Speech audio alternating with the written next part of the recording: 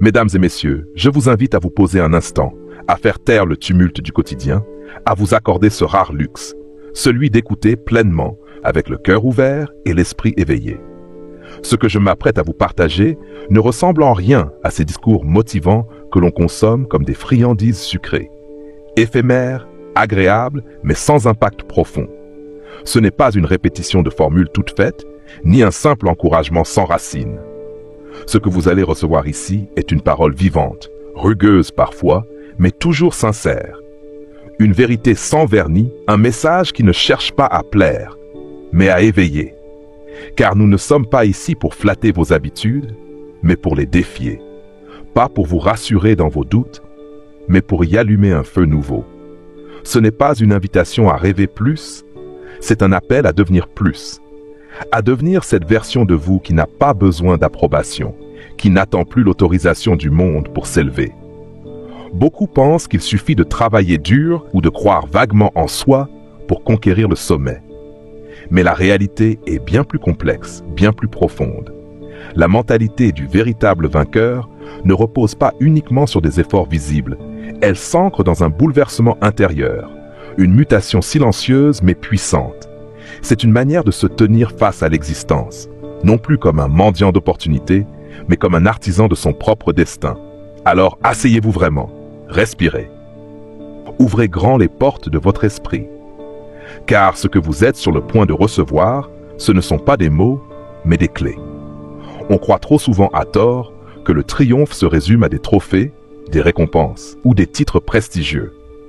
Mais la mentalité du vainqueur ne se mesure pas à ce qu'il obtient. Elle se reconnaît à la manière dont il affronte la vie. Elle est invisible, mais palpable. Ce n'est pas une liste de victoires accrochées au mur, mais une posture intérieure, une force tranquille, une détermination sans relâche qui se manifeste même dans l'ombre. Le véritable vainqueur ne vit pas pour briller aux yeux des autres, il vit pour être fidèle à sa mission. Chaque matin, il se lève non pas pour fuir l'échec, mais pour faire face à lui, encore et encore, avec courage. Il sait que chaque jour est une arène, chaque obstacle un test, chaque silence une invitation à redoubler d'efforts. Ce n'est pas un hasard si la majorité choisit la facilité. Rester dans le confort, éviter l'inconnu, fuir la prise de risque. Mais ceux qui marchent avec la mentalité des géants ont fait un choix radical, sortir du troupeau. Ils ont décidé d'embrasser l'inconfort, de danser avec l'incertitude, de transformer la peur en moteur plutôt qu'en prison. Le vrai gagnant n'attend pas que la peur disparaisse pour agir. Il agit malgré elle, parfois même avec elle. Car il a compris une chose fondamentale. L'ennemi n'est pas l'échec, mais la paralysie. Ce qui sépare celui qui triomphe de celui qui stagne, ce n'est pas l'intelligence, ni les talents naturels, mais le regard porté sur l'adversité. La mentalité du vainqueur, c'est refuser d'être défini par ses pertes. C'est croire, même dans les ténèbres, qu'une lumière intérieure existe. C'est avancer, même quand le sol tremble sous ses pas. C'est faire de chaque difficulté une preuve que l'on avance et de chaque cicatrice un emblème de force. Et surtout, c'est comprendre que le combat n'est pas contre le monde extérieur, mais contre ses propres limitations. Le vrai défi, ce n'est pas de battre les autres. C'est de devenir chaque jour une version plus lucide, plus disciplinée, plus alignée de soi-même. Il est facile d'admirer la force d'un homme ou d'une femme une fois arrivé au sommet. Ce que l'on voit, ce sont les réussites, les sourires, les victoires. Mais ce que l'on oublie souvent, c'est que la vraie puissance ne s'est pas construite dans les applaudissements. Elle s'est forgée dans la douleur. Les vrais vainqueurs ne viennent pas d'un monde de facilité. Ils ont traversé des nuits sans sommeil, affronté le rejet, perdu ce qu'ils aimaient, échoué publiquement, chuté dans l'indifférence ou l'humiliation. Ce sont ceux qui, malgré tout cela, ont refusé de rester à terre. C'est dans la poussière qu'ils ont levé les yeux. Dans le chaos qu'ils ont découvert une paix nouvelle. L'adversité est injuste, brutale, impitoyable. Mais elle est aussi la plus grande formatrice de caractère. Là où d'autres voient un mur infranchissable, le vainqueur voit une épreuve initiatique. Il sait que chaque blessure peut devenir sagesse, chaque défaite une fondation. Il ne nie pas la souffrance, il l'accueille, il l'écoute, il en extrait des vérités profondes. Prenez l'exemple de Viktor Frankl, qui a perdu tout ce qui faisait sa vie dans les camps de concentration. Pourtant, au milieu de l'horreur, il a découvert que l'homme peut tout perdre, sauf sa liberté intérieure. Au lieu de laisser la douleur le détruire, il s'en est servi pour éveiller l'humanité. Voilà ce que font les vainqueurs. Ils transforment l'obscurité en lumière. Et si tu oses, toi aussi, changer ta relation à la souffrance, tu découvriras une vérité bouleversante. Ce ne sont pas les moments de confort qui te révèlent, mais ceux où tout semble perdu. Quand le sol se dérobe, quand les repères tombent, c'est là que ta véritable force peut enfin émerger. Les gagnants ne courent pas après des vies sans douleur. Ils recherchent une vie avec du sens. Et parfois, ce sens naît précisément là où l'on pensait tout avoir perdu. Chacun de nous porte des cicatrices invisibles, des douleurs qu'on cache derrière des sourires polis, des déceptions enfouies dans le silence, des combats intérieurs que personne ne voit. Mais les vainqueurs, eux, ne fuient pas ces blessures. Ils les affrontent. Et surtout, ils les transforment. Car ce que beaucoup considèrent comme des faiblesses, eux y voient des forces en devenir. Chaque expérience douloureuse contient une perle de sagesse. Chaque larme versée enseigne quelque chose que les livres ne diront jamais. Les vainqueurs ne gaspillent pas leur souffrance. Ils l'explorent. Ils en tirent des leçons sur la vie, sur les autres et surtout sur eux-mêmes. Ce n'est pas un chemin facile. Revenir sur ces douleurs, les regarder en face, exige un courage immense. Mais c'est précisément cette traversée qui élève. Là où d'autres s'effondrent, les vainqueurs se relèvent avec un regard neuf. Ils prennent leurs blessures comme des messages, des révélateurs, des professeurs. Et à force de les comprendre, ils les transforment en outils de croissance. Ils comprennent que ce n'est pas en évitant la douleur qu'on devient fort, mais en apprenant à lui donner un sens. Et ce sens devient lumière. Ils s'élèvent, non pas malgré la souffrance, mais grâce à elle. Et surtout, ils ne gardent pas cette sagesse pour eux. Ils la partagent. Ils tendent la main à ceux qui traversent aujourd'hui ce qu'eux ont affronté hier. Leur souffrance devient un pont. Leur vécu devient un phare. Voilà pourquoi leur grandeur est authentique. Elle ne repose pas sur ce qu'ils possèdent, mais sur ce qu'ils ont transcendé. Souviens-toi, les blessures n'ont pas pour mission de te briser. Elles sont là pour te révéler.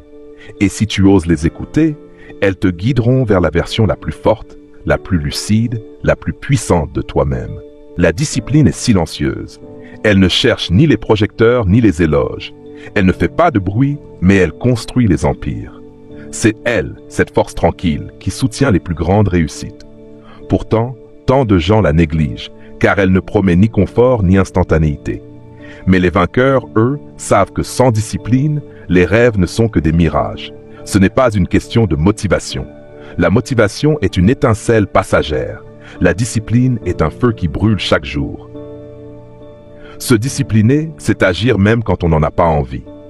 C'est se lever avant l'aube, quand le lit est encore chaud. C'est travailler pendant que les autres se distraient. C'est dire non à ce qui flatte le moment pour dire oui à ce qui façonne le futur. La discipline, ce n'est pas seulement une série de grandes actions spectaculaires. Elle vit dans les détails, dans les décisions invisibles. Lire une page de plus, faire une série de plus à l'entraînement, éteindre son téléphone pour se concentrer pleinement. Ces gestes discrets, répétés inlassablement, finissent par changer la trajectoire entière d'une vie. Les véritables gagnants comprennent que le prix du succès, c'est souvent de dire non à ce que tout le monde dit oui. Ils renoncent à des soirées, à des distractions, à la facilité. Mais ils le font avec joie, car ils savent que ces sacrifices sont temporaires, alors que les fruits de la discipline sont éternels. Ils vivent avec une rigueur que peu tolèrent pour atteindre ce que peu atteindront. Et plus encore, ils cultivent l'autodiscipline, cette capacité à se tenir responsable même quand personne ne regarde. Ils n'ont pas besoin de supervision, parce que leur engagement vient de l'intérieur. Pas de triche, pas d'excuses, pas de raccourcis. Juste l'intégrité, la constance et l'engagement envers eux-mêmes. Car le vrai pouvoir, c'est de s'appartenir. Et c'est la discipline qui offre cette souveraineté. En prenant le contrôle de tes habitudes, tu prends le contrôle de ta destinée. En gouvernant tes gestes, tu deviens l'architecte de ton avenir. Voilà pourquoi les vainqueurs chérissent la discipline. Elle est leur couronne invisible, leur force quotidienne, leur serment silencieux avec la grandeur. Les vainqueurs ne se contentent pas d'avancer. Ils s'observent, ils s'analysent, ils se scrutent. Là où tant d'autres préfèrent fuir le miroir, se réfugier derrière des excuses ou accuser les circonstances, eux choisissent le chemin plus rude, mais infiniment plus noble, celui de la vérité. L'auto-évaluation n'est pas une pratique confortable. C'est une rencontre avec ses limites, ses failles, ses contradictions. C'est se tenir nu devant soi-même, sans masque ni justification. C'est reconnaître ses retards, ses erreurs, ses insuffisances. C'est accepter qu'on n'est pas encore ce que l'on prétend être, mais décider, avec force, de s'en rapprocher chaque jour. Les vainqueurs ne redoutent pas cette confrontation. Ils la recherchent, car ils savent que le seul moyen de progresser, c'est de savoir exactement où l'on se trouve. Ils ne se bercent pas d'illusions. Ils n'attendent pas que les résultats leur donnent raison. Ils s'auto-interrogent en permanence. Suis-je vraiment en train de donner le meilleur de moi? Ou suis-je en train de m'auto-saboter? Où ai-je besoin de grandir? Cette démarche requiert un courage rare, celui de ne pas se mentir. Celui de regarder ses faiblesses non pas avec honte, mais avec responsabilité. C'est une forme d'amour profond pour soi-même, l'amour d'un être en évolution, en quête d'élévation, prêt à tout pour se transformer. Mais ce processus demande aussi de fixer des objectifs clairs, concrets, vérifiables. Car sans clarté, pas d'évaluation possible. Les vainqueurs ne laissent pas leur vie se dérouler au hasard. Ils mesurent, ils notent, ils ajustent. Chaque action est mise en perspective. Chaque journée est passée au crible. Non par obsession, mais par engagement. Ils comprennent que la responsabilité personnelle est la clé de toute croissance durable. Ils ne blâment ni les autres, ni la météo, ni les circonstances. Ils assument tout, même leurs échecs, même leurs lenteurs. Et c'est cette prise de responsabilité absolue qui les libère, qui leur donne la main sur leur avenir. Alors oui, se regarder en face fait mal. Mais c'est une douleur qui soigne, une lucidité qui guérit. Car celui qui ose s'évaluer honnêtement devient intouchable. Il ne dépend plus du regard des autres. Il avance avec la conscience nette et le cœur déterminé. Il est facile de rester fort lorsque tout va bien, mais le véritable test ne se passe pas sous la lumière des projecteurs. Il a lieu dans l'ombre, quand les vents se lèvent, quand les murs craquent, quand les émotions grondent comme des vagues, prêtes à emporter tout sur leur passage. Dans ces moments-là, un seul élément fait la différence entre ceux qui tombent et ceux qui s'élèvent, la résilience émotionnelle.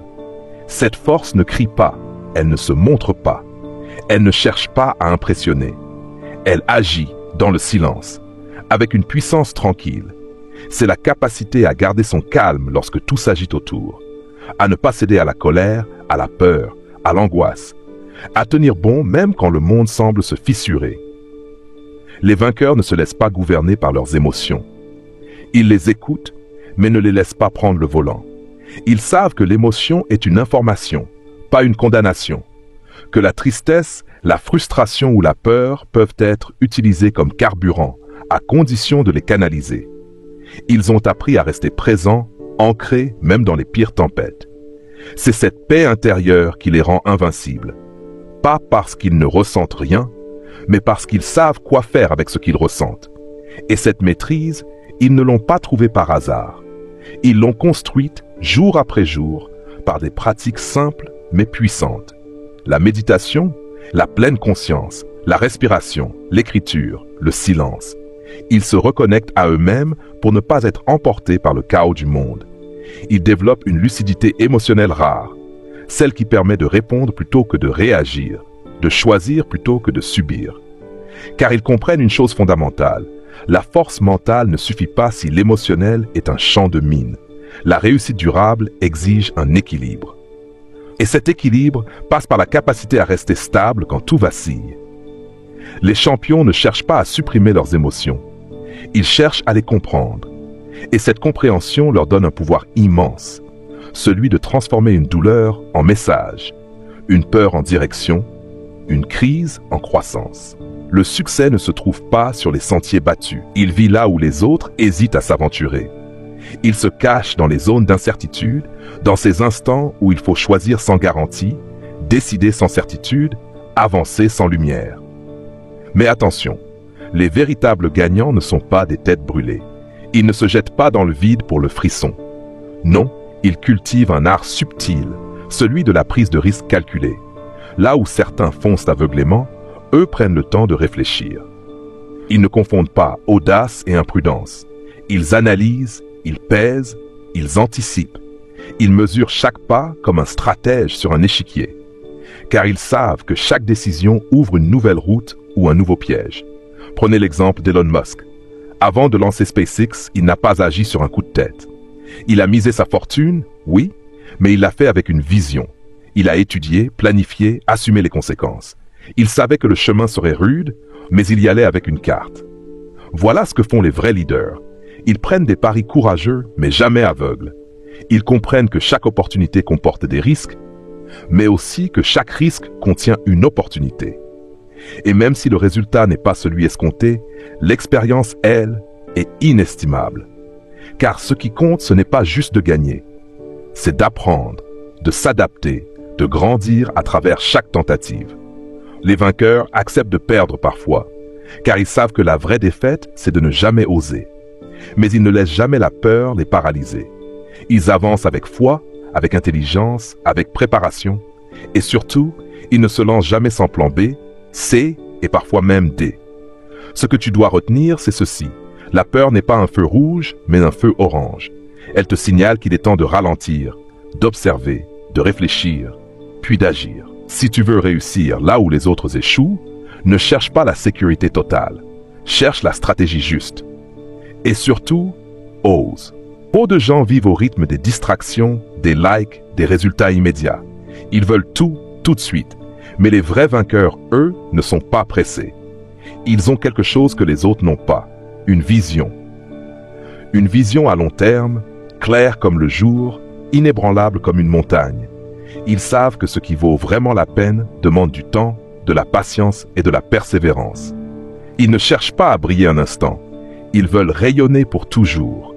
Qu'il s'agisse de bâtir une entreprise, de devenir maître dans un art, ou de laisser un héritage qui survit à leur nom, leur regard est tourné vers l'horizon, pas vers la gratification instantanée. Cette vision, c'est leur guide, leur encre, leur filtre. Elle leur permet de dire non aux choses brillantes, mais inutiles, pour dire oui à ce qui compte vraiment. Grâce à elle, ils font des choix cohérents, même quand ces choix sont difficiles. Grâce à elle, ils continuent d'avancer, même quand rien ne semble bouger. Et surtout, cette vision transforme les obstacles en enseignements. Chaque échec devient un détour utile. Chaque critique un tremplin vers plus de clarté. Car quand tu sais où tu vas, tu ne laisses plus les tempêtes t'égarer. Tu gardes le cap, coûte que coûte. Mais attention, la vision ne suffit pas si elle reste un rêve flou. Les vainqueurs la nourrissent, la précisent, l'écrivent, la revisitent. Elle devient une carte vivante qu'ils ajustent à mesure qu'ils grandissent. Et chaque jour, ils agissent même un peu pour se rapprocher de ce qu'ils ont vu au fond de leur cœur. Ils savent aussi que les grands résultats ne sont jamais instantanés. Ils ne s'effondrent pas devant les retards ou les critiques.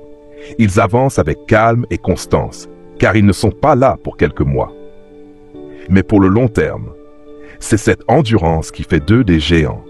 Toi aussi, cultive ta vision, clarifie-la, garde-la devant toi comme une étoile dans la nuit, parce que quand tout vacille, elle sera ce repère silencieux qui te rappellera pourquoi tu as commencé. Et surtout, pourquoi tu dois continuer. Dans un monde en perpétuel changement, les rigides se brisent, les plans échouent, les certitudes volent en éclats, les stratégies les mieux pensées se heurtent à l'imprévu. Mais les véritables vainqueurs, eux, ont compris une chose essentielle. Il ne suffit pas d'être fort, il faut aussi savoir s'adapter. La flexibilité mentale, c'est cette intelligence souple qui permet d'accueillir le changement sans perdre l'équilibre. C'est savoir que rien ne se passe jamais exactement comme prévu, mais que tout peut devenir une opportunité si l'on ajuste son regard. Ce n'est pas une faiblesse, c'est un art. C'est une force tranquille qui accepte de réécrire le scénario sans jamais renoncer à la mission. Les vainqueurs ne s'accrochent pas à ce qui ne fonctionne plus. Ils ne restent pas prisonniers de leurs anciens schémas. Quand la réalité change, ils changent aussi. Ils ne voient pas l'adaptation comme une trahison de leur vision, mais comme la meilleure manière de l'atteindre. Cette souplesse leur permet d'évoluer plus vite, de réagir plus juste, de découvrir des chemins que les rigides ne voient jamais. Parfois, le succès ne se trouve pas là où l'on voulait aller, mais là où l'on a su se réinventer. Ils savent que la vie est une mer capricieuse et que pour avancer, il faut ajuster ses voiles. Plutôt que de lutter contre les courants, ils les observent, les comprennent et les utilisent pour avancer. Là où d'autres s'épuisent à vouloir contrôler l'incontrôlable, eux dansent avec le chaos. Mais cette agilité ne vient pas du hasard, elle se cultive. Elle naît de l'humilité, de la curiosité, de la capacité à dire « peut-être que je peux faire autrement ». Elle exige de désapprendre parfois, de remettre en question ses propres méthodes, de s'ouvrir à de nouvelles perspectives. Et surtout, elle va de pair avec la résilience. Car s'adapter ne signifie pas céder. Cela signifie continuer d'avancer autrement, repenser son approche sans jamais abandonner sa mission. C'est cela, la magie des grands. Ils savent se transformer sans jamais se trahir. Toi aussi, apprends à être souple, dans tes pensées, dans tes réactions, dans ta manière d'agir. Car dans un monde qui change, ceux qui survivent ne sont pas les plus forts, mais les plus flexibles. Les vainqueurs n'ont pas peur de dire « je ne sais pas encore », car ils savent que l'ignorance n'est pas une faiblesse, si elle devient le point de départ d'un apprentissage sincère. Ils ne se contentent pas de savoir, ils cherchent à comprendre, à approfondir, à explorer. Là où beaucoup se reposent sur leurs acquis, eux poursuivent inlassablement la connaissance. Dans un monde où les technologies, les stratégies, les opportunités évoluent à la vitesse de la lumière, rester figé, c'est reculer. Les véritables gagnants l'ont compris. Le progrès n'est pas une phase, c'est un mode de vie. Ils apprennent comme ils respirent. Lire, écouter, observer, expérimenter, tout devient occasion de croissance. Mais leur apprentissage ne se limite pas aux compétences techniques. Il est global, organique.